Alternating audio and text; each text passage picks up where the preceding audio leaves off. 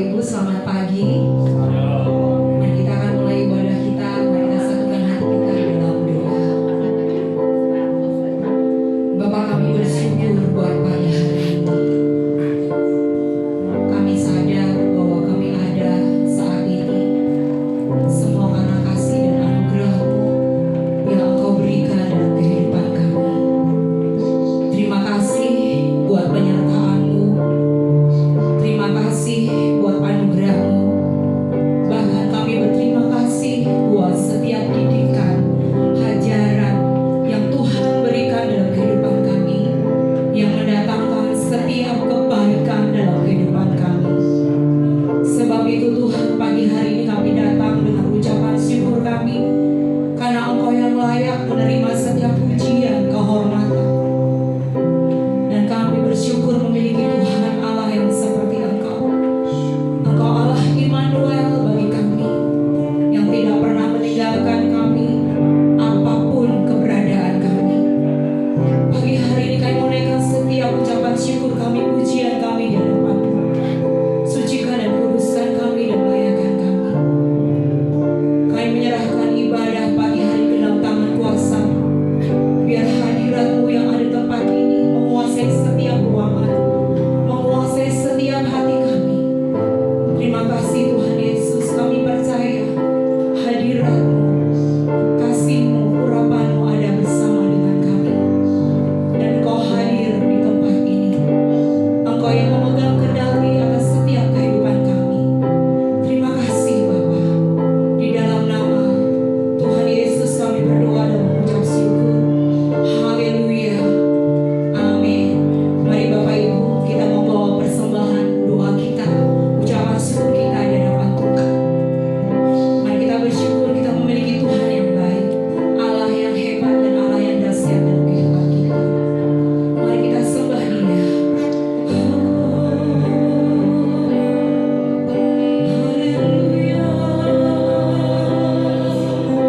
Kami bersyukur. Kami bersyukur. Haleluya.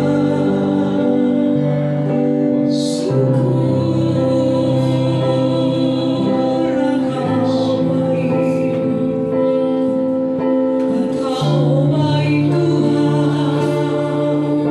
Haleluya.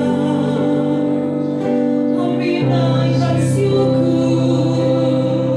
kepadamu Tuhan. Kasih-Mu, pertolongan-Mu.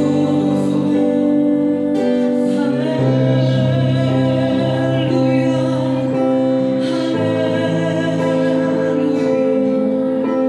Kau yang dahsyat, Kau yang ajaib. Tiada mustahil bagimu, tiada mustahil bagimu Tuhan. Haleluya.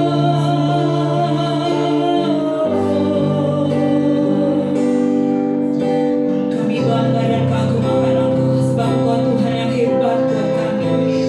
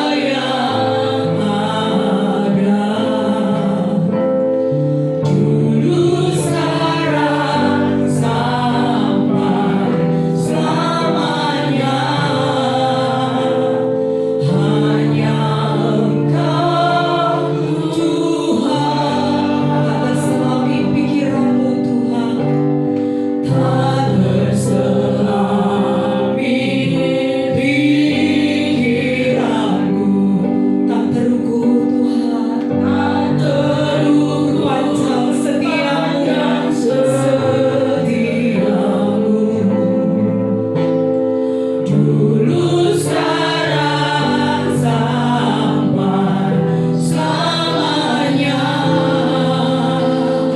Hanya Engkau Tuhan. Mari kita sembah Tuhan kita.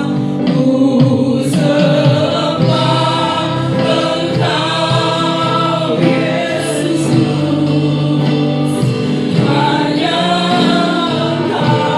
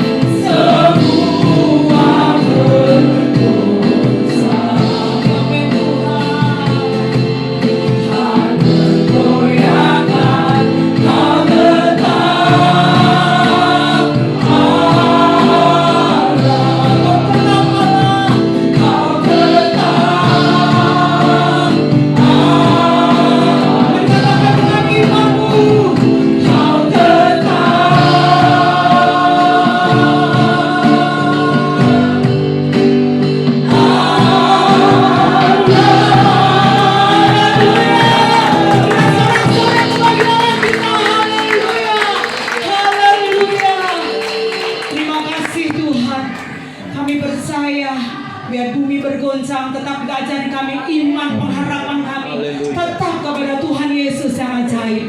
Sebentar kami akan memuji Engkau dan meninggikan Engkau lebih lagi. Hadirat-Mu ada di tempat ini. Terima kasih Tuhan. Mari yang percaya bersama-sama dengan saya katakan amin. Mari berikan salam kita, katakan bersyukur lebih baik dari mengeluh. 2, 3. Bersyukur lebih baik dari mengeluh. Mari kita bersyukur buat Tuhan Allah kita yang ajaib. Amin. Berikan sorak-sorai yang sekali lagi buat Allah kita. Haleluya. Segala puji syukur hanya bagi Tuhan kita yang ajaib. Haleluya. Mari tepuk tangan bersama-sama Bapak Ibu.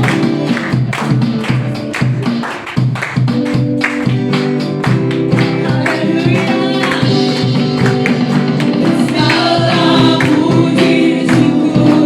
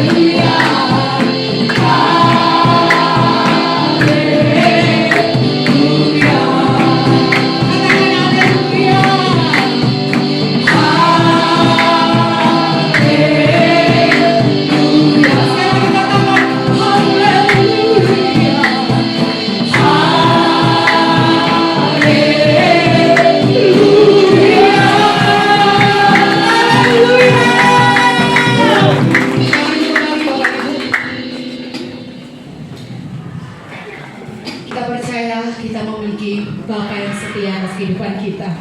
Amin. Sebab itu biarlah hidup kita tetap menjadi terang dan garam dunia dimanapun Tuhan tempatkan kita. Terima kasih Tuhan. Mari kita kembali menyembah Dia di dalam kekudusan dan hadirat Tuhan. Bapa, Engkau setia. Bapa, Engkau mulia. Jiwa kami tenang ketika kami berada dalam hadirat-Mu, dan kami merasa aman ketika kami dalam hadirat-Mu. Terima kasih Tuhan.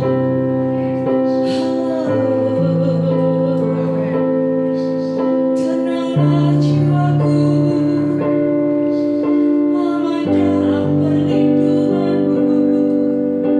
Sebab Kau Bapa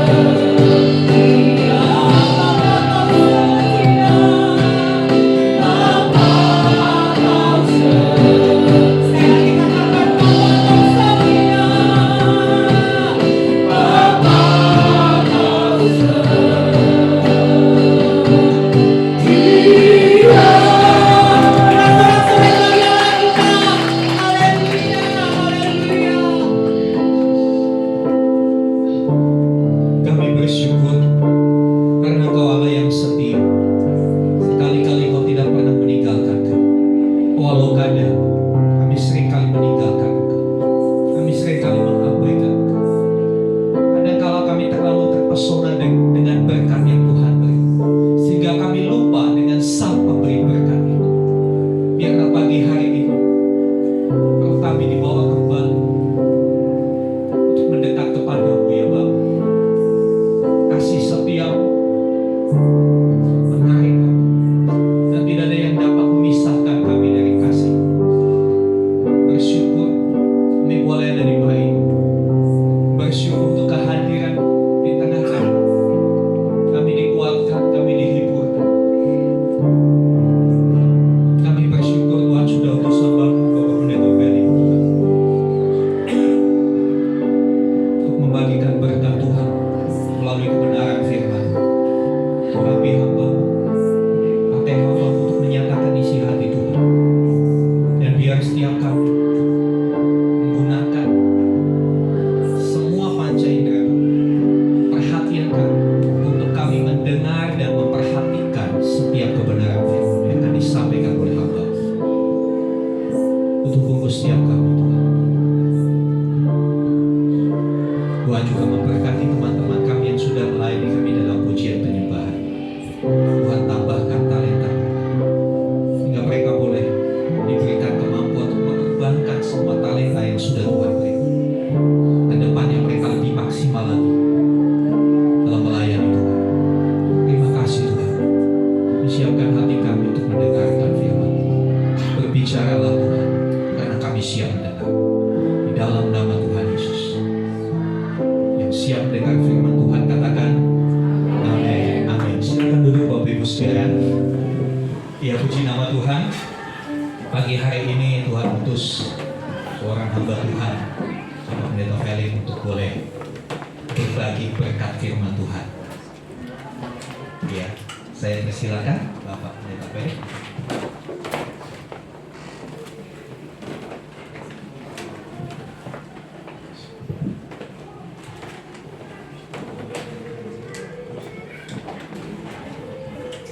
Shalom. Puji Tuhan. Ini anugerah bagi saya. Pertama kali ada di gereja ini. Dan ini sebuah kehormatan yang Tuhan berikan buat saya lewat Pak Agus. Dia adalah rekan saya yang lama sekali bersama istrinya, bahkan mertuanya. Yang mertuanya ada di sini. Bagi saya mereka bukan orang baru, mereka orang lama. Kita udah seperti bukan cuma hanya teman, tapi seperti keluarga. Karena kalau kita lagi bermasalah dengan yang namanya kematian, ya kita harus hubungi Bapak Agus karena dia urusannya dengan kematian. Itu pelayanan yang tidak bisa semua orang ambil bagian di situ. Tapi bagi saya, Pak Agus kok bisa gitu. Saudara, sebelum saya ngomong ini, saya berdoa dulu. Takutnya saya kebablasan. Mari kita berdoa. Bapa di surga, kami bersyukur, berterima kasih karena Engkau Tuhan atas hidup kami, yang menyatakan kebenaran-Mu lewat bibir mulut anak-Mu ini, supaya apa yang disampaikan hanya karena Engkau sendiri yang menyatakannya. Terpujilah Engkau ya Tuhan kami Yesus Kristus, yang telah mati dan bangkit dan menyatakan kemuliaan-Nya lewat Roh-Nya yang kudus, supaya mengajari kami pagi hari ini di dalam nama Tuhan Yesus Kristus. Yang percaya sama-sama katakan amin. Ya, saya ingat banget dulu waktu kakak saya meninggal. Kebetulan meninggalnya di sana udah 15 tahun yang lalu. Yang ngurusin kematian ini sebetulnya Pak Agus sama Ibu Rini, sampai harus dibawa ke Ambon sana. Kebetulan saya dari sana, dan puji Tuhan semua berjalannya lancar. Dan saya percaya itulah kemurahan Tuhan buat saya. segala sesuatu dipermudah lewat orang-orang yang Dia panggil, Dia nyatakan untuk bisa saling menolong, saling membantu di dalam pelayanan bentuk apapun.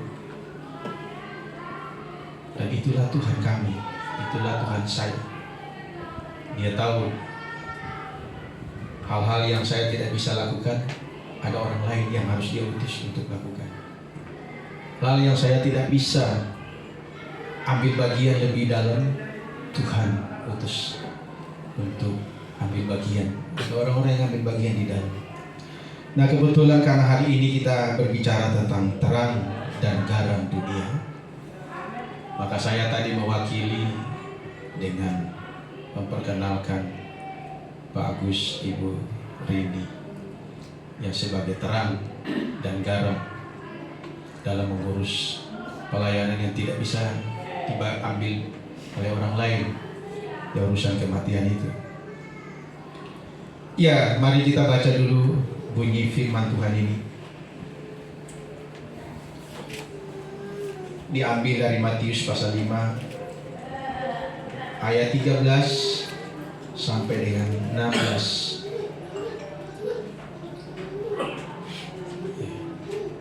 Sebetulnya kalau pasal 5 ini, kalau kita baca, ini Yesus berkhotbah. Dia berkhotbah dan Dia banyak menekankan di sana hal-hal yang sangat penting bagi setiap orang percaya kepada Kristus, supaya mereka menjadi saksi kemana saja mereka pergi. Firman Tuhan demikian bunyi, ayat 13, kamu adalah garam dunia. Jika garam itu menjadi tawar, dengan apakah ia diasinkan? Tidak ada lagi gunanya selain dibuang dan diinjak. Kamu adalah terang dunia. Kota yang terletak di atas gunung tidak mungkin tersembunyi. Lagi pula orang tidak menyalakan pelita lalu meletakkannya di bawah tempayan, melainkan di atas kaki pelita sehingga menerangi semua orang di dalam rumah itu. Demikian hendaknya terangmu bercahaya di depan orang, supaya mereka melihat perbuatanmu yang baik dan memuliakan Bapamu yang di sorga. Demikianlah firman Tuhan. Dan hari ini kita harus melihat lebih dalam lagi makna sesungguhnya dari garam dan terang dunia ini. Saya bukan hanya sekedar memberikan penjelasan, karena kebenaran yang kita baca ini sebuah anjuran yang disampaikan oleh Tuhan kepada setiap orang yang mulutnya mengaku bahwa Yesus Kristus adalah Tuhan dan hatinya percaya Dia adalah Tuhan Sang Penebus, dan tidak ada lagi yang lain di bawah mulung langit ini yang memberikan jaminan keselamatan kecuali Dia, Tuhan Yesus Kristus. Karena Dia sudah melakukan semuanya, dan Dia adalah contoh hidup kita sampai hari ini. Tidak ada contoh manusia satupun di muka bumi ini kecuali Yesus sendiri. Sehingga Dia berani berbicara dan Dia berani menyatakan perkara ini kepada kita, supaya kita yang percaya kepada Dia akan menyatakan kemuliaannya, menjadi saksi. Kalau saudara bicara tentang garam, kita semua sudah tahu. Apalagi kalau ibu-ibu di dapur pasti tahu, karena tukang masak. Tapi sesungguhnya kalau kita mau melihat bagian yang paling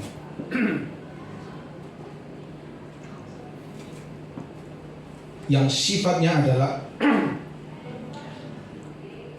sangat-sangat baik sekali. Jadi sifat garam itu sebetulnya banyak, tapi saya mau ambil satu aja. Karena sekali lagi saya tidak hanya cuma mau menjelaskan sifat garam itu sendiri, karena bunyi kalimat ini sebetulnya ini bicara tentang Tuhan sendiri. Dia mau mengutarakan tentang kehendak Dia, tapi Dia harus berbicara dengan contoh-contoh supaya manusia ini mengerti, supaya orang percaya itu mengerti. Nah, salah satu contoh yang dia berikan di sini adalah garam. Garam ini sifatnya untuk membunuh dan melenyapkan bakteri yang bisa membusuk makanan. Saya lagi, garam ini sifatnya adalah sebuah unsur yang membunuh dan melenyapkan kuman pembusuk. Ya, terima kasih.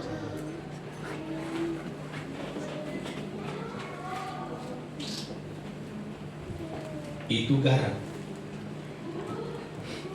Sekarang saya balikin.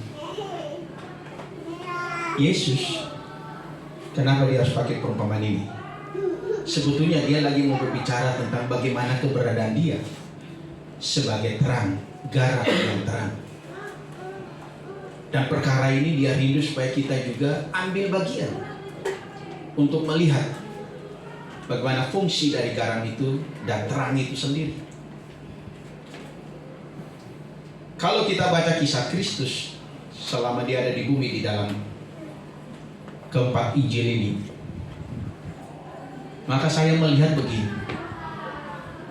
Yesus itu sendiri,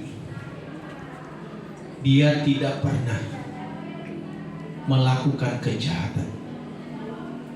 Bahkan yang kejahatan orang ngomong ke dia, justru malah dia sendiri menyatakan kebaikan, menyatakan kasih kepada orang-orang yang lawan dia.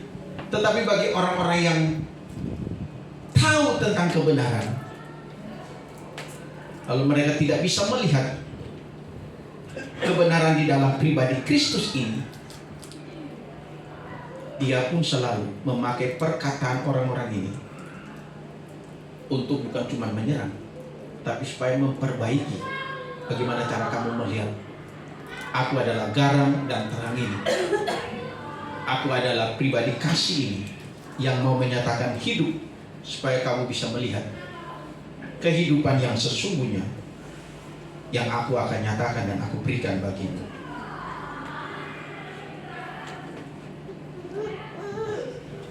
Yesus banyak memberikan contoh bagi kita. Salah satu contoh yang kita bisa lihat di dalam kehidupan Kristus sebagai garam dan terang dunia ini,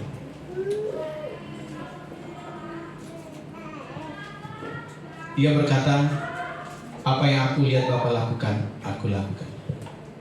Jadi dia sama sekali tidak punya ide. Dia hanya menjalankan semua ide Bapa, semua kehendak Bapa. Dan dia bisa membuktikan itu sampai akhirnya dia mati di atas kayu salib. Dan di atas kayu salib dia berkata, Bapa, ampuni mereka, karena mereka tidak tahu apa yang mereka berbuat. Sebetulnya kata-kata ini hanya bisa keluar karena ini dipenuhi oleh kasih. Dan kasih inilah yang menggerami semua orang untuk melihat kebenaran yang ada di dalam. Dia adalah sang kebenaran yang memberikan hidup itu. Dan itu sangat jelas sekali. Dan saat itu, zaman itu, bukan berarti Yesus tidak tahu kesalahan yang dilakukan oleh bangsa Israel zaman itu. Dia tahu. Kenapa dia tidak menghukum? Kenapa dia tidak menghakimi? Karena dia tahu mereka tidak tahu apa yang mereka perbuat. Kalau kita kan bisa melihat perbuatan orang itu, dan kita sendiri punya dua metode yang kita pakai. Metode ini sebetulnya metode yang ada dulu waktu terjadi kejadiannya di Taman Eden. Metode baik dan benar. Yesus tidak pernah memakai metode ini. Yang dia pakai hanya satu, kasih. Dan kasih ini lebih sempurna karena dia adalah pribadi kasih. Ini lebih sempurna dari cuma yang sekedar baik. Dan dari kehidupan Kristuslah dia menjadi saksi. Itu sebabnya dia berkata kepada murid-murid dan juga kepada kita hari ini yang mendengarkan kebenaran ini, bahwa hendaklah engkau menjadi saksi sebagai garam dan terang. Pertanyaannya tuh begini, bagaimana kita bisa membuktikan kita ini menjadi garam atau menjadi terang? Jangankan bagi orang di luar, di dalam keluarga, bagaimana kita bisa membuktikan? Sampai hari ini saya sendiri pribadi sebagai anak Tuhan, dan kalau saya menjalankan pekerjaan Tuhan, saya adalah hamba Tuhan. Saya hamba dari kehendaknya dia sendiri. Dan itu saya bisa melihat bahwa kehidupan saya sebetulnya kehidupan yang jauh dari kesempurnaan. Tapi karena dia menyatakan bahwa engkau adalah sempurna. Dia yang berbicara, bukan saya yang berbicara, bukan juga orang lain yang menilai. Dia yang berbicara. Engkau sudah sempurna. Nah, nilai sempurna ini dilihat dari mananya? Supaya saya ini bisa keluar, bisa menyaksikan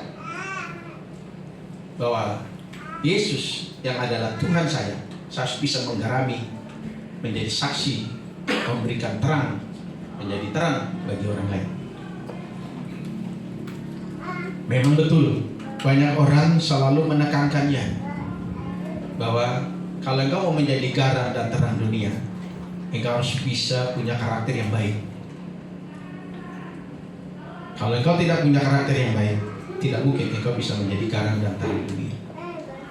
Tapi pertanyaannya, siapa di sini? Termasuk saya sendiri pertanyaan ini. Siapa sih yang punya karakter yang sempurna seperti Kristus?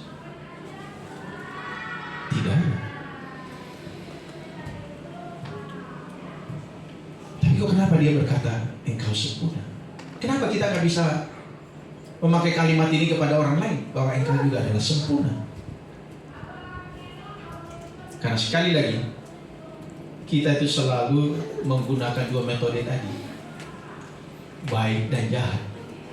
Dan baik dan jahat ini kan metodenya Taman Eden,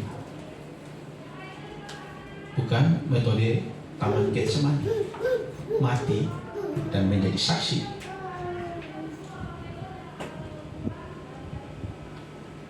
Karena memang manusia pada umumnya begitu. Mungkin juga termasuk kita yang mendengarkan kebenaran ini. Kalau ada orang yang berbuat baik, kita katakan orang itu baik, benar? Kalau misalnya orang itu berbuat jahat, kita katakan orang itu jahat. Penilaian ini dasarnya dari mana? Karena perbuatan, karena karakter.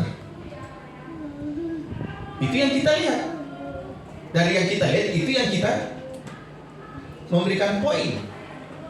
Ini salah, ini benar, ini baik, ini jelek, ini buruk. Pernah gak ya kita baca Alkitab dalam Perjanjian Baru ini, khususnya di 4 kitab Injil ini, Yesus pernah menilai seseorang.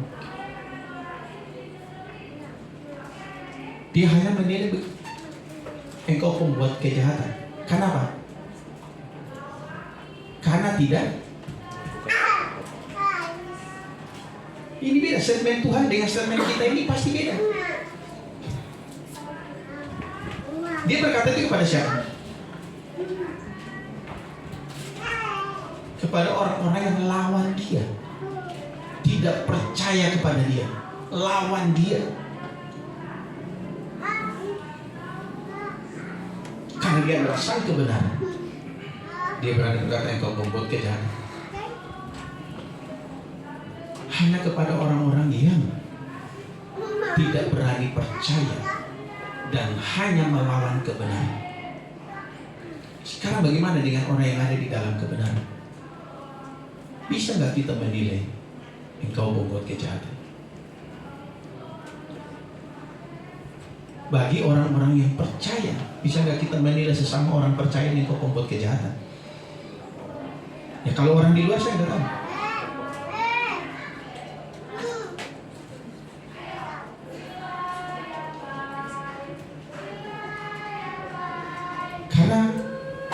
Saya pelajari dan saya melihat sendiri, saya menyaksikan sendiri di dalam kehidupan ini. Kebetulan karena saya ini pelayanannya pelayanan penjara, jadi saya ketemu sama orang-orang yang notabene menurut pendapat orang di luar sana, bahkan juga mungkin orang-orang percaya, bahwa mereka yang masuk penjara ini rata-rata orang jahat. Itu penilaian karena perbuatan mereka. Bukankah firman Tuhan berkata, sesungguhnya di dalam batin mereka, sesungguhnya mereka tidak mau berbuat jahat. Itu yang saya temukan karena saya melayani di penjara. Mereka tidak mau berbuat jahat. Kalau gitu kejahatan ini dari mana? Paulus berkata, karena dosa sehingga orang terus mau melakukan yang jahat. Jadi karena dosa. Jadi di dalam diri orang, setiap orang, bahkan di dalam diri setiap orang percaya, kita ini juga sama mewarisi dosa. Dosa apa? Dosa gampang menilai yang jahat. Dosa yang gampang menjatuhkan vonis yang jahat. Terutama bagi setiap orang yang percaya kepada Kristus. Di luar dari itu saya tidak tahu. Ini yang saya lihat di dalam porsi khusus untuk orang percaya kepada Kristus. Khususnya orang-orang yang mengaku Yesus Kristus adalah Tuhan dan disebut pengikutnya Kristen ini gampang sekali, apalagi di dalam gereja, gampang sekali orang menilai. Cuma karena dia melihat dari luar. Nah sekarang kalau kita melihat seperti itu, bagaimana kita mau jadi garam dan terang? Kalau yang kita lihat cuma hanya jelek terus, lalu jelek itu pun yang kita ngomong, yang kita ngobar kemana-mana, seakan-akan tidak ada yang baik di dalam diri orang itu, yang adanya cuma jahat aja. Tidak selamanya seperti itu. Yesus berkata, aku melihat hati orang itu, bukan karakter luarnya. Kalau kita senang melihat karakter luarnya, Yesus melihat hati. Nah kenapa kita nggak bisa ikut Yesus melihat hati juga?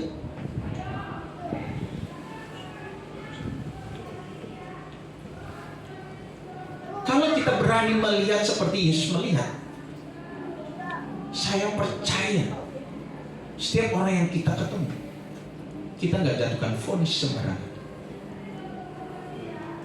Disitulah baru saudara memfungsikan diri sebagai garam dan terang. Harusnya kita seperti itu. Jangan kita lihat orang kesenggol kiri, kesenggol kanan, kita langsung cepat sekali.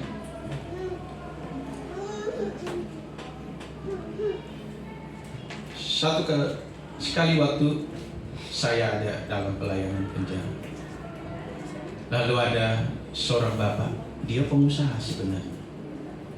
Dia datang dan dia bertanya, Pak, saya mau tanya. Apa Pak?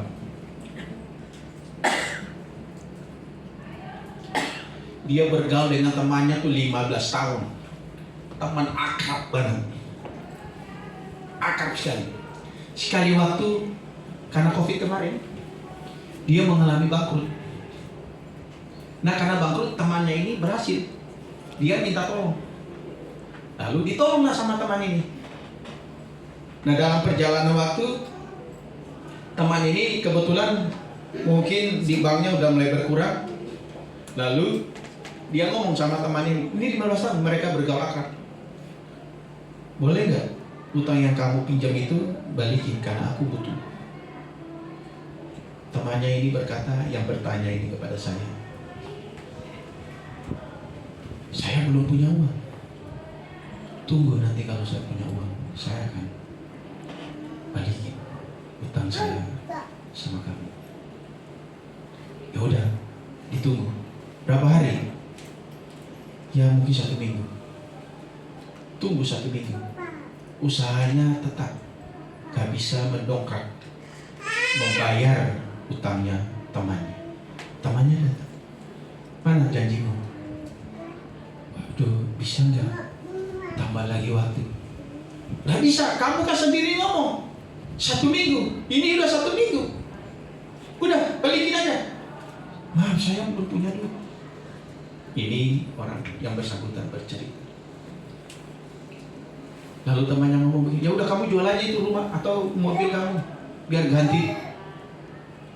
Saya sudah nggak punya mobil, saya hanya punya rumah. Sekarang kalau saya jual rumah, bagaimana istri anak saya tinggal? Kami tidak bisa. Nah, karena dia nggak mau, temannya ini marah. Nah, saking marah temannya ini, dia lapor ke polisi dengan catatan teman ini penipu. Yang tadinya baik,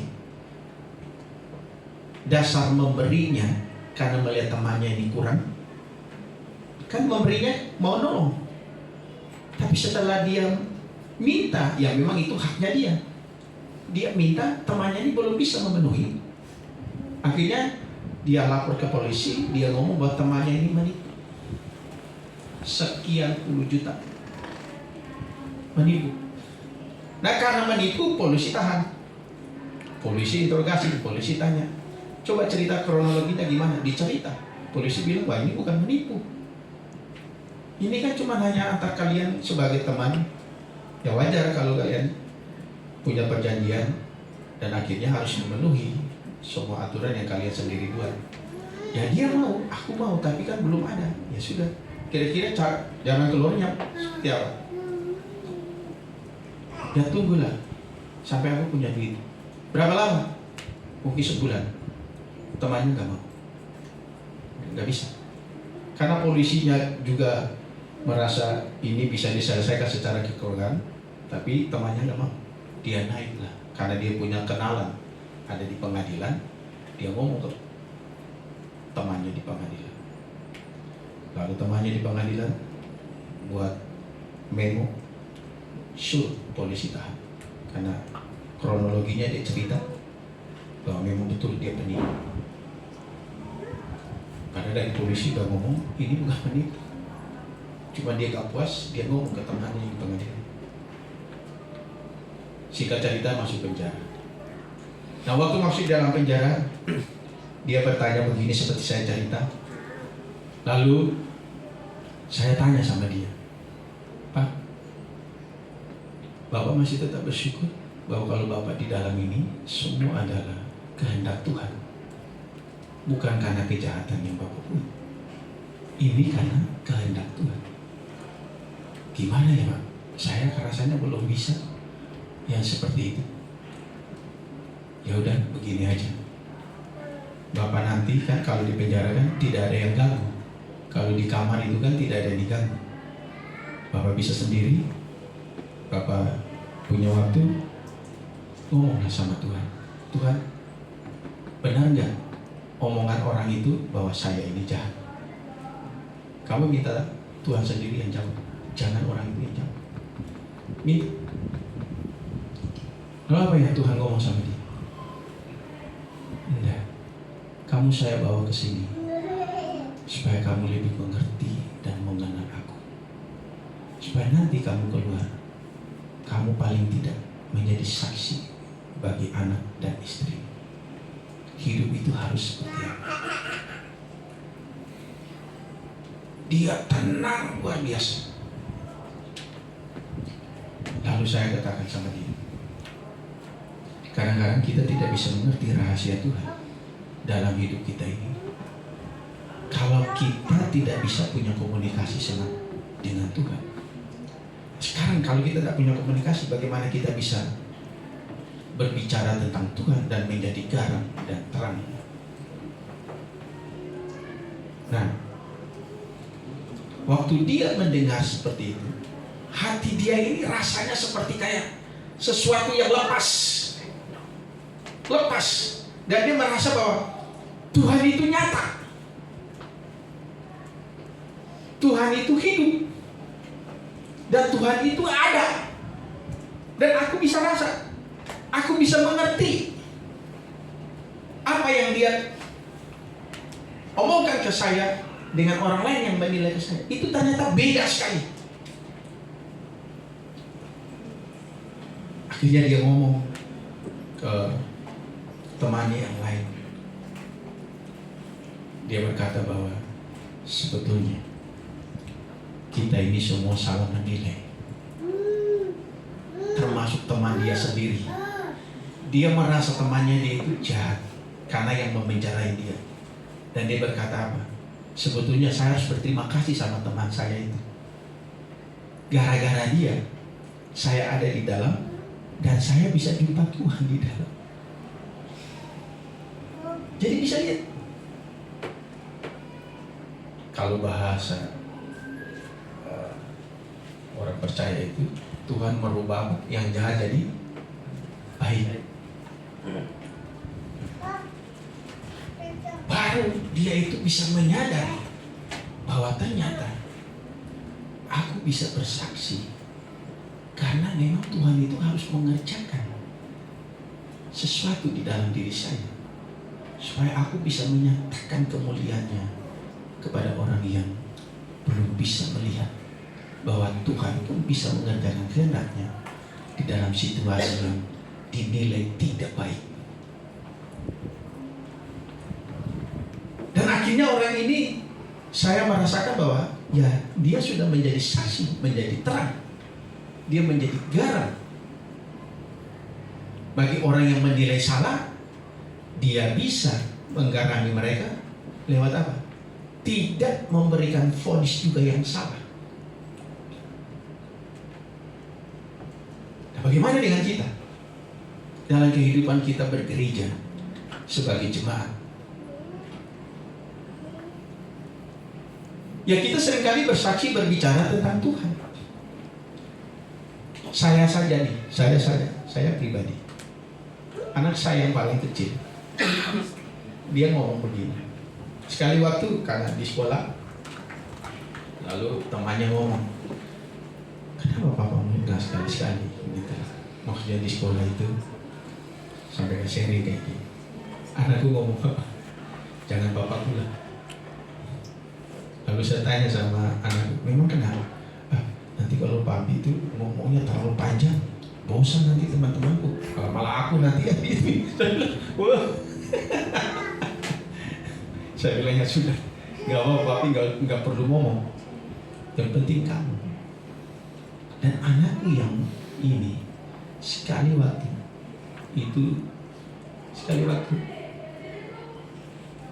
dia ya kalau bahasa sekarang dibilang dibully sama temannya, diledekin, diapain terus.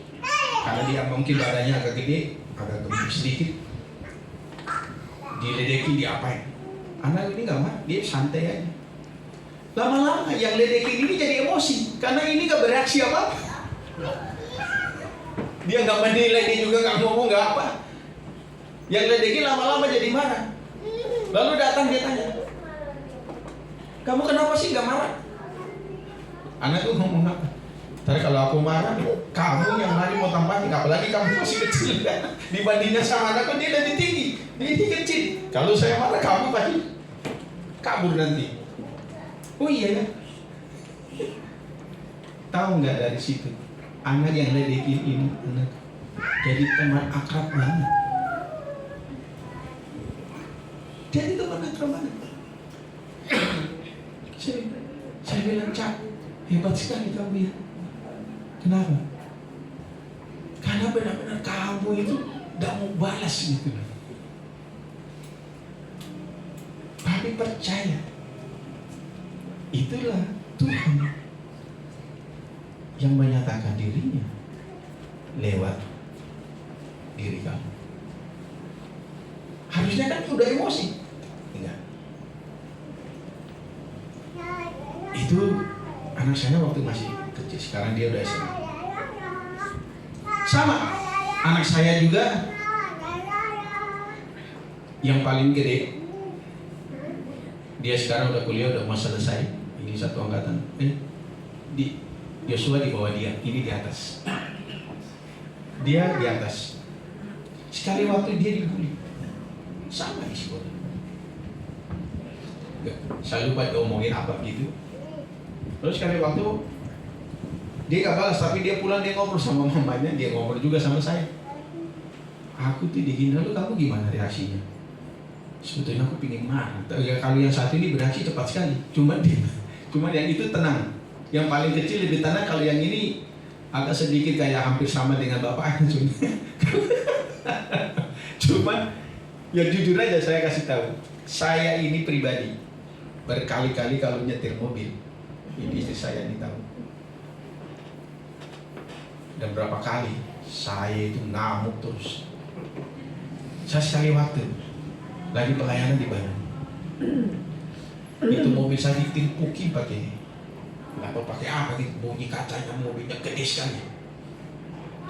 Kaget. Lalu teman rombongan saya itu diam semua, saya juga diam sebetulnya. Lama-lama mereka, ini Ambon satu kok nggak bereaksi? Ini ada apa gitu kan? Ini ada apa kok dia nggak bereaksi? Biasanya dia bereaksi, sekarang dia nggak bereaksi, diam. Biasanya saya lupa kalau saya itu hamba Tuhan. Saya balik, saya kejar itu orang yang begitu. Benar. Ini saya ngomong jujur padanya. Tapi sekali waktu saya nggak bisa. Lalu saya pulang, saya tanya, Tuhan, kenapa? Saya kok biasanya begitu bereaksi, sekarang kok enggak? Tuhan ngomongnya apa? Iya, biar kamu tahu, kalau engkau ada di dalam kekuasaanku, emosimu itu pasti diredai. Kalau kamu di luar dari kekuasaanku, kamu akan jahat. Kamu tidak bisa melihat kebenaran. Tapi karena kamu ada di dalam kekuasaan, emosimu itu tidak akan berlaku. Tuhan, terima kasih. Tuhan, terima kasih. Aduh, saya belum pernah begini, Tuhan. Tapi bagi saya, ini salah satu komunikasi yang di luar dari saya bisa mengerti dengan akal manusia bahwa yang namanya salah pasti dinyatakan salah. Yang dinyatakan benar ya pasti dianggap benar. Tapi Tuhan itu selalu mulai dari yang salah,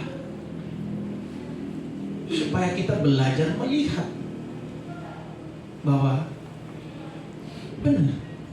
Kalau kita belajar dari kesalahan, justru di situ banyak perbaikan-perbaikan yang akan terjadi dalam hidup kita.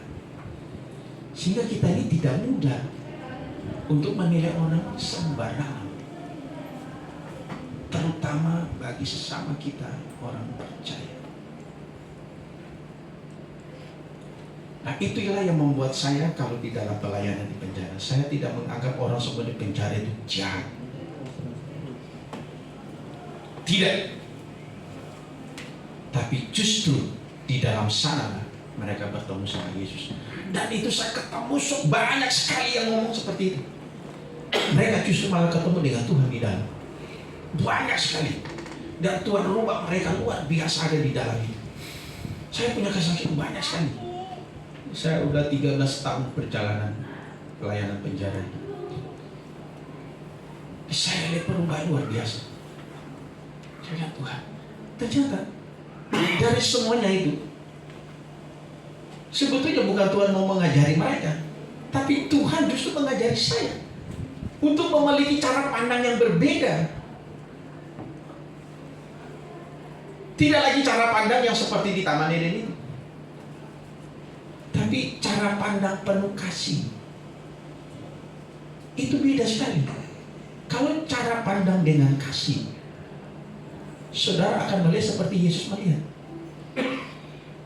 bahwa dia tidak pernah menghakimi kesalahan manusia. Yang dihakimi itu kuasa roh kesalahan, roh dosa yang ada di dalam manusia, yang mau menjatuhkan manusia, yang mau membuat sehingga manusia tidak bisa punya hubungan dengan Tuhan. Bukan manusianya, tapi dosa yang mau menarik manusia itu untuk jauh dari Tuhan. Nah sekarang bagaimana kita mau keluar di luar, dan kita harus menjadi garam dengan kondisi-kondisi yang kita melihat bahwa oh orang ini sebetulnya bisa nggak? Kita tidak pernah melihat kesalahan, tapi kita melihat dosa yang dalam diri orang itu yang membuat orang itu jadi salah. Bukan pribadi orang itu, tapi dosa yang ada di dalam orang itu. Karena di dalam hati manusia sebetulnya mereka tidak mau jahat.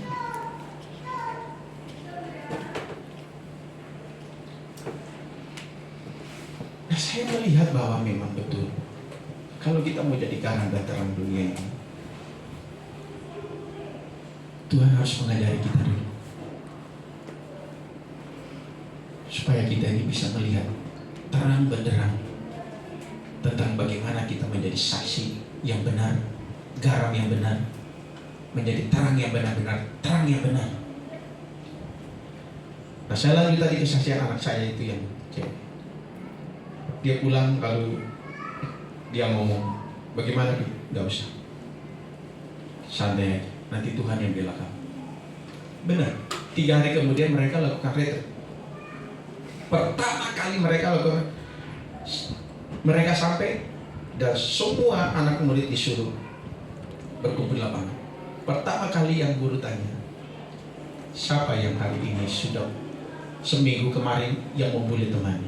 Ayo angkat tangan. Tidak ada yang berani angkat tangan. Lalu anakku ini tengok ke belakang karena temannya itu ada di belakang. Lalu dia balik lagi ke depan, temannya itu tengok lagi ke belakang. Lalu ditanya lagi sama guru, siapa yang hari ini membuli teman? Ayo maju sebelum kita memulai acara rohani ini. Harus maju, biar kita harus selesaikan sebelum kita mendengarkan nasihat kebenaran. Dan akhirnya temannya ini maju. Dia maju dan dia, gurunya tanya, siapa yang kamu? Dia langsung ngomong, pergi. Anakku langsung berdiri, mereka saling pelukan. Dan hari itu mereka juga sama-sama nangis dan saling memaafkan. Lalu anakku itu pulang dan saya cari, dia cerita. Lalu saya berkata, iya, seharusnya kita harus hidup seperti ini. Tidak juga harus membalas. Kalau Tuhan tidak suruh membalas, jangan membalas. Kalau Tuhan suruh diam, ya diam. Jangan bertindak. Iya. Dan ini terus sama, saudara. Sekali lagi, kalau kita mau jadi garam dan terang dunia, fungsi garam itu kan kita sudah tahu. Kalau dimasak, tujuannya supaya bukan cuma rasa asin, tapi supaya dia menyegarkan itu masakan. Sama, bagaimana kita ini bisa menyegarkan orang lain? Kalau yang kita lihat cumanya salah, terus kita memvonis kamu nggak benar, nggak bisa. Karena kalau kita berani menyatakan dia salah dan kita memvonis dia nggak benar, kita merasa diri kita lebih benar dari dia. Kita merasa kita lebih bagus hidup daripada dia. Padahal kalau kita di hadapan Tuhan sama saja. Kita jangan memvonis orangnya, tapi yang kita mau memvonis kuasa roh dosa yang membuat orang itu menjadi salah. Saya ambil contoh yang sederhana karena saya dalam pelayanan. Saya melihat sekali waktu ada jemaat, kebetulan jemaat ini dia sudah nikah dan anaknya sudah gede semua. Sekali waktu dia dia ini suku yang dua suami istri yang suku berbeda, sukunya berbeda. Satu orang Batak, satu orang Sunda, berbeda. Sekali waktu suaminya meninggal. Waktu suaminya meninggal, adik dari suaminya itu ambil yang namanya surat-surat rumah, karena tidak boleh dipegang sama istri. Diambil. Tujuannya sebetulnya baik. Tujuannya biar istri nggak kawin lagi. Kalau kawin lagi kasih anak-anak. Maksudnya sebetulnya itu baik. Tapi sebetulnya itu salah. Dia ngomong, dia bertanya, Pak ini bagaimana? Dia pergi bertanya ke orang lain, orang bilang lapor aja ke polisi. Dia balik lagi tanya kepada ambaton ngomong, berdoa aja. Dan ini bergulir bertahun-tahun. Sekali waktu dia ketemu dengan saya, lalu saya berkata, karena dia merasa itu haknya dia. Lalu saya ngomong begini, sejak kapan kamu punya hak di dunia ini? Kita ini gak punya hak. Yang punya hak itu Tuhan atas hidup kita. Kalau dia bisa memberikan kita A, B, C, dia memberikan kita anak, rumah, fasilitas yang lain, itu karena dia sayang, dan itu haknya dia mau memberi. Sekarang kalau dia punya hak, dia memberi, bisa kan? Kita komplain, kita juga punya hak. Kalau mulai hari ini mau belajar melihat bagaimana Tuhan mengurus hidup daripada ibu dan anak-anak, belajar untuk menanggalkan hak ini, biar nanti Tuhan sendiri yang membuktikan. Dengan berjalannya waktu, anaknya semua kerja. Dan sekali waktu dia berdoa di rumah dia, kamar dia, Tuhan jamah hatinya, dan Tuhan sendiri ngomong sama dia. Dan Tuhan katakan, kamu harus ampuni itu kakak adik ipar kamu itu, kamu harus ampuni. Dia tidak salah, kamu harus ampuni. Lalu Tuhan ambil, seperti dia punya hak itu diambil. Itu dia tenang, bahagia, senang luar biasa. Dan dia berkata susah sekali diungkapkan dengan kata-kata. Kenapa? Karena dia benar-benar merasakan betul bahwa Tuhan kalau melakukan sesuatu, mengambil sesuatu yang menjadi haknya, dan itu menjadi tuntutan dia, dan akhirnya merugikan, itu diambil, dan akhirnya hak itu sama sekali tidak ada.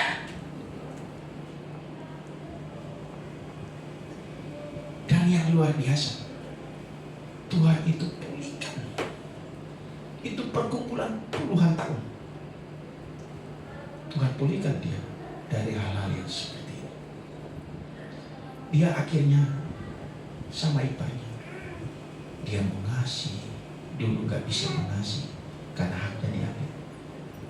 Tapi setelah Tuhan menyatakan dirinya atas hidup, dan Tuhan ambil ini, itu damai yang dia berkata, damai tidak bisa dijelaskan dengan kata-kata. Sukacita yang tidak bisa dijelaskan dengan kata-kata. Inilah yang disebut dengan garam. Ini yang disebut dengan garam. Garam itu kan kalau masuk di makanan menyegarkan dan pasti gurih, enak. Iparnya jadi merasa enak, dan mereka punya hubungan yang enak sekali. Jadi kalau saya melihat kembali, maaf ini rasanya waktunya udah, saya mau tanya dulu, takutnya saya berlebihan waktu. Sampai jam berapa? Lanjut aja. Lanjut aja. Aku takut sudah, karena tadi saya lupa tanya ini sampai jam berapa.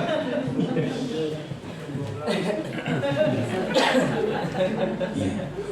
Akhirnya apa?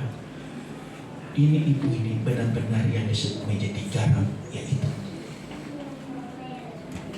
hal yang busuk dibikin jadi normal kembali. Yang busuk normal kembali. Dan dia menjadi terang bagi sesama teman dia yang lain, bahwa kalau engkau dengan Tuhan, kalau Tuhan lagi berperkara dengan hal yang begitu, monggo diam aja dulu, tunggu tanya Tuhan, Tuhan maksudnya apa engkau lakukan ini untuk aku. Tanya, bukan cuma desak Tuhan, Tuhan kembalikan ini Tuhan saya, itu kan milik saya, kembalikan. Dia nggak begitu, tadinya dia begitu, bahkan mau lapor polisi.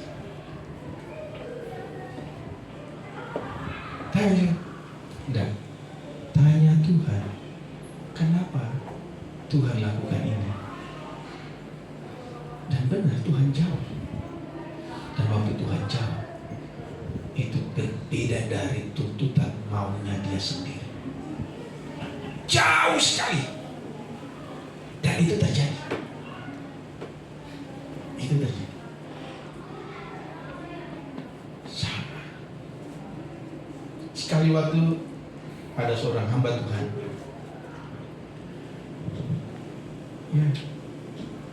ya jemaat Tuhan, anaknya udah meninggal lama sekali,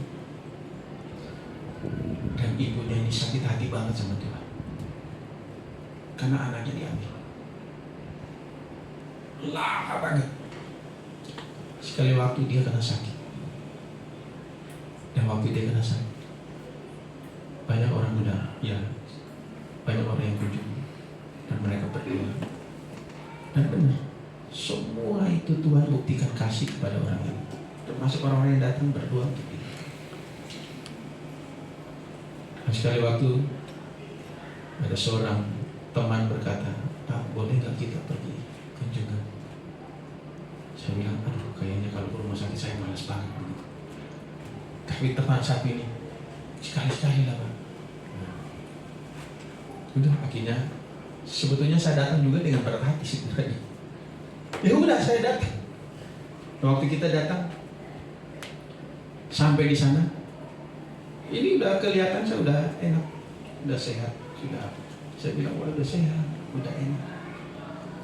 Gak tahu, ini di hati ini Tuhan ngomongnya beda. Kasih tahu sama dia, dia masih belum lurus hatinya sama aku. Lalu saya tanya, Bu, kenapa hatinya belum lurus sama Tuhan? Yang mana? Ingat, minta Roh Kudus ingat yang mana? Karena setiap kehidupan kita ini banyak sekali persoalan. Persoalan yang mungkin baru terjadi, bisa juga sudah puluhan tahun sudah terjadi. Dan karena sudah lupa, menganggap ini udah hilang. Dan saya ingat ini, pasti tanya Roh Kudus, pasti Roh Kudus akan buka. Dan benar, Roh Kudus buka. Roh Kudus buka. Dan waktu dia ngomong, dia nangis. Dan saya bilang, hari ini harus bikin pemulihan dengan Tuhan kembali. Kasih kepada Tuhan ini tidak boleh luntur, karena kondisi apapun yang terjadi dengan hidupmu, tidak boleh luntur. Tidak boleh juga mengamuk dengan Tuhan. Tidak boleh juga mencap bahwa Tuhan ini tidak adil. Tidak boleh. Tuhan ini tidak mengasihi saya. Tidak boleh. Mulai hari ini kasih tahu, Tuhan, aku minta. Dan hari itu dipulihkan sama Tuhan. Dan sampai hari ini orang itu sehat luar biasa. Dan dia kembali dengan Tuhan, punya hubungan pribadi yang luar biasa. Dan dia bisa menjadi garam, dia bisa menjadi terang bagi orang lain. Jadi sekali lagi, kalau saudara ingin menjadi garam dan terang bagi Tuhan, apapun yang saudara alami, belajar untuk tanya Tuhan, Tuhan kenapa ini terjadi? Waktu Tuhan menjawab, dan Tuhan mengutus saudara untuk ketemu sama orang yang mungkin punya pengalaman yang sama, di sana saudara akan bercerita dan orang itu pasti akan diberkati. Orang itu pasti mengalami pemulihan. Jangan terus-terusan kita melihat kesalahan orang. Sekalipun kita tahu orang itu salah, jangan. Tapi kita belajar untuk mengasihi seperti Tuhan mengasihi. Di situ baru kita menjadi garam dan terang. Memang kalau kasih itu tidak beda dengan baik. Karena kalau baik itu ada muatannya. Misalnya saya kasih minum ke Bapak. Memang benar ini kasihnya rela kan?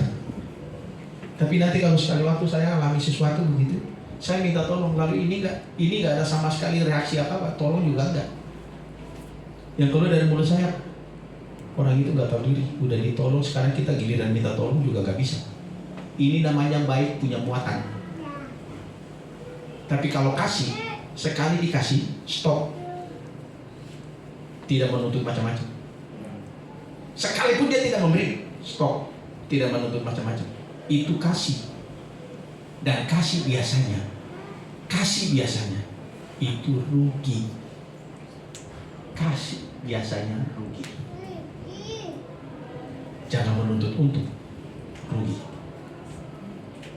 Karena Kristus saking mengasihi kita, dia harus naik di atas kayu salib. Itu rugi. Tapi apa yang dia lakukan sampai hari ini, kita menjadi orang-orang yang sangat dikasihi oleh Dia. Saya percaya apa yang kita dengar hari ini, biar kita semua belajar mengerti maunya Tuhan, dan belajar bagaimana kita menjadi saksi, menjadi garam bagi orang lain. Dan saya percaya saudara akan menunjukkan itu keluar. Dan waktu saudara melakukan itu, gereja ini pasti temboknya akan dijebur. Dan saudaralah orang yang diberkati. Mari kita berdoa. Bapa di surga, kami sungguh bersyukur karena oleh kemurahan Tuhan saja kami boleh mendengar kebenaran.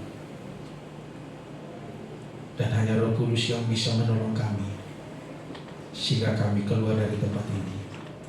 Kami boleh menjadi saksi garam dan terang.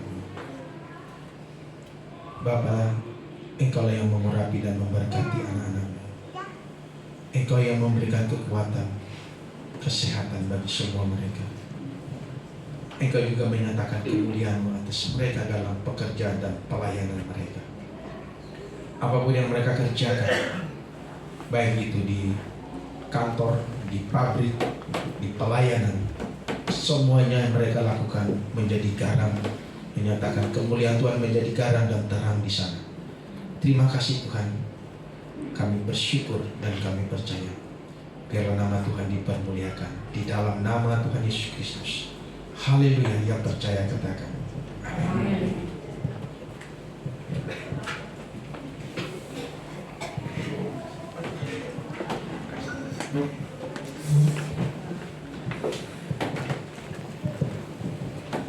Saudara diberkati. Amin. Saudara diberkati. Amin. Iya, saya undang Bapak Pendeta Felix boleh menghadap jemaat. Mari jemaat bangkit berdiri. Kita mau berterima kasih kepada hamba-Nya. Terima kasih Pak. Iya, silakan duduk kembali. Iya, saatnya kita akan memberikan ucapan syukur kita kepada Tuhan. Karena yang pujian segala puji syukur hanya bagi Tuhan. Saya undang Ibu Ari untuk melayani bersama. Puja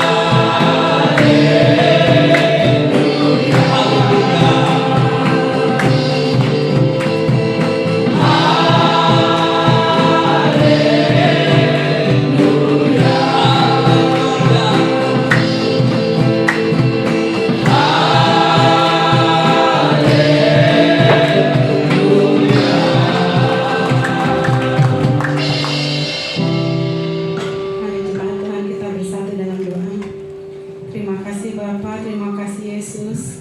Terima kasih Allah Roh Kudus untuk kesempatan hari ini Tuhan. Kami boleh berada di tempat ini Tuhan, semuanya hanya karena kasih karunia-Mu Tuhan. Kami mengucap syukur Tuhan untuk membawa kami Tuhan berada di tengah-tengah kumpulan jemaat ini Tuhan. Terima kasih Bapa untuk firman-Mu pagi ini Tuhan. Engkau berkati Tuhan hamba-Mu yang membawakan firman-Mu pagi ini Tuhan. Dan biarlah senantiasa firman-Mu Tuhan bertumbuh dalam setiap kehidupan kami Tuhan, menjadi tuntunan dalam setiap langkah kami Tuhan. Terima kasih Bapa, bila kami juga Tuhan telah mengembalikan sebagian daripada berkat yang Kau berikan Tuhan. Terima kasih Bapa untuk berkat-Mu Tuhan yang boleh kami terima Tuhan. Kami kembalikan berkat-Mu Tuhan untuk kemuliaan nama-Mu Tuhan. Terima kasih Bapa, Engkau berkati Tuhan seluruh jemaat-Mu di tempat ini Tuhan, pengerja di tempat ini, anak sekolah minggu, guru sekolah minggu, para pelayan-Mu Tuhan, dan juga Bapak Gembala di tempat ini Tuhan. Engkau berkati kami semua Tuhan. Terima kasih Bapa, terima kasih Yesus, terpujilah nama-Mu. Hanya di dalam satu nama Tuhan kami Yesus Kristus kami berdoa dan mengucap syukur. Haleluya. Amin. Terima kasih untuk setiap persembahan saudara. Kiranya apa yang saudara sudah berikan untuk pekerjaan Tuhan, Tuhan sendiri yang akan memperhitungkan itu, baik untuk kehidupan kita di dunia ini maupun di dalam kegagalan. Ya, sekali lagi saya sebagai gembala di tempat ini mengucapkan banyak terima kasih pada hambanya, Pendeta Ferry dan Ibu. Ya, walaupun ini kali pertama Bapak dan Ibu di tempat ini, mohon tidak kapok untuk kembali datang. Ya, bukan pertama dan terakhir hari ini Pak ya. Tapi itu ada sedikit kenang-kenangan yang akan diberikan. Saya undang Bapak Agus untuk memberikan sedikit kenang-kenangan untuk Bapak Pendeta Ferry. Kiranya ini boleh mengingat dan boleh disisipkan dalam doa-doanya supaya kita tetap terhubung di dalam Tuhan. Terima kasih. Ya, saudara yang dikasih Tuhan, informasi sehubung kegiatan kita, komsel kita akan mulai di bulan Februari, ya. Jadi, mari kita hidup dalam komunitas. Kita tidak pernah bisa menjadi orang Kristen sendiri. Ya, walaupun memang di dalam komunitas itu gesekan, ya, perbedaan pasti ada. Tapi bekal firman Tuhan yang hari ini kita dengar, kalau kita mau jadi terang dan garam dunia itu dimulai dari cara pandang kita sama orang. Ya, banyak kali orang banyak berbicara tentang Tuhan. Banyak orang yang pintar berbicara tentang Tuhan. Tapi jarang ada orang yang mau berbicara kepada Tuhan. Orang lebih suka berbicara tentang Tuhan, tapi dia jarang berbicara sama Tuhan. Itu masalahnya. Itu yang membuat kita nggak pernah bisa jadi terang. Terangnya itu redup, seperti lampu kehabisan daya. Kalau kita mau terang, kita bercahaya, kita harus terhubung terus dengan sumber daya itu. Dan sumber daya itu adalah Tuhan. Semakin kita terhubung, semakin terang itu. Ya, intensitas cahaya kita akan semakin terang. Yang tadinya keluarga akan mulai ke lingkungan, akan mulai ke tempat pekerjaan, bahkan sampai ke seluruh tempat di mana Tuhan menempatkan kita. Ya, baik Bapak Ibu, mari sama-sama kita bangkit berdiri, kita akan naikkan doa-doa syafaat kita. Siapa Bapak Omes Buka-Buka memimpin kita dalam doa syafaat.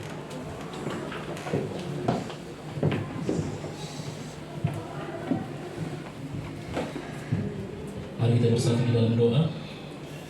Kami mengucap syukur Bapa di pagi hari ini karena kami sudah mendengarkan benih firman-Mu melalui hamba-Mu Bapa. Berilah setiap firman-Mu yang sudah kami dengarkan dan dapat kami lakukan dan kami menjadi terang dunia. Bapa yang baik, setiap hamba-Mu yang hadir pada saat ini mempunyai kerinduan masing-masing Bapa. Berkati apapun kerinduan kami Bapa untuk setia dalam pelayanan ini Bapa. Kami mau bersatu hati Bapa untuk di hari-hari berikutnya kami terlibat di dalam pelayanan ini Bapa. Bapa, berkati Bapa hamba-Mu yang sudah membawakan firman ini Bapa, serta dengan keluarganya Bapa. Biarlah mereka senantiasa Bapa menjadi berkat di lingkungannya Bapa. Bapa yang baik, terpuji termuliakan nama-Mu. Terima kasih untuk setiap waktu dan kesempatan kami dapat beribadah di tempat ini. Biarlah tempat ini Bapa, kami sungguh-sungguh beribadah, memuji dan memuliakan nama-Mu. Terima kasih juga Bapa untuk setiap pelayan pemain musik WL Singer yang bertugas di hari ini Bapa. Berkati mereka Bapa, jangan sia-siakan tenaga mereka untuk pelayanan-Mu Bapa. Terima kasih juga Bapa untuk bangsa dan negara ini Bapa. Biarlah Bapa setiap mulai dari Bapak Presiden Bapa beserta jajarannya, berkati Bapa untuk setiap keamanan negara kami ini Bapa. Terima kasih untuk setiap hari-hari yang sudah kami lalui dalam satu pekan ini Bapa. Kami terberkati oleh kesehatan kami Bapa. Itu semua karena kasih dan anugerah-Mu Bapa. Bapa yang baik, kami sebentar lagi akan pulang dan meninggalkan tempat kami ini. Kami akan membawa dan rindu membawa berkat melalui hamba-Mu. Mari saudara, buka hatimu, serahkan kepada Tuhan. Dan sekarang, terimalah rahmat anugerah dari Bapa kita di surga. Bapa yang begitu baik dan setia. Di dalam kasih dan karya Tuhan Yesus Kristus, satu-satunya Tuhan dan Juru Selamat kita, bersama-sama dengan Roh Kudus, pengurapan penyertanya nyata di setiap langkah-langkah hidup kita. Terimalah berkat-berkat jasmani, terlebih lagi berkat rohani. Jadilah berkat di mana Tuhan menempatkan saudara. Karena itu pergilah, jadikanlah semua bangsa muridku. Baptislah mereka dalam nama Bapa, Anak, dan Roh Kudus. Dan ajarlah mereka melakukan segala sesuatu yang telah kuperintahkan kepadamu. Dan ketahuilah, Tuhan Yesus menyertai kita mulai saat ini sampai kepada akhir zaman. Demikian Tuhan Yesus akan datang kembali menjemput kita, membawa kita masuk ke tempat yang telah Dia sediakan, supaya di mana Tuhan Yesus berada, di situ pun kita boleh berada. Dengan penuh iman dan ucapan syukur, kami terima semua berkat Tuhan hanya di dalam nama Tuhan Yesus Kristus. Haleluya.